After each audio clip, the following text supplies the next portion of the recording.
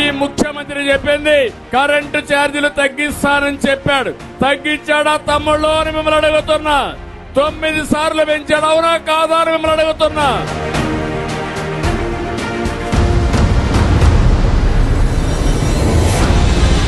ఆ రోజు ఈ ముఖ్యమంత్రి మద్యపాన నిషేధం చేస్తా అన్నాడా లేదా? చేశాడా మద్యపాన నిషేధం?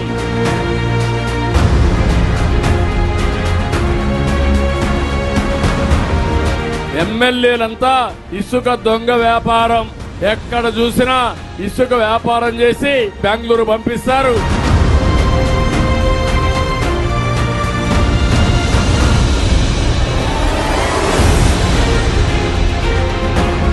నిత్యావసర వస్తువుల ధరలు పెరిగాయి, ఆర్టీసీ రేట్లు పెరిగాయి, కరెంటు ఛార్జీలు పెరిగాయి, పన్నులు విపరీతంగా పెరిగి కడాన ఎంతవరకు పెరిగిపోయాయంటే చెత్త మీద కూడా పన్నులేసే పరిస్థితికి వచ్చారని చెప్పి కూడా నేను మీకు తెలియజేస్తున్నా.